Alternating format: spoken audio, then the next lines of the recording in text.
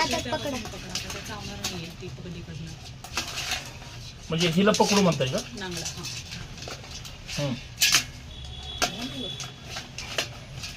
Very सटकू सटकू.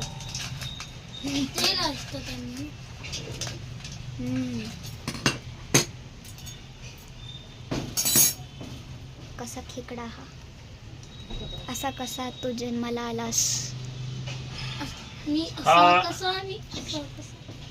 मुळशीतला खेकडा आहे. असं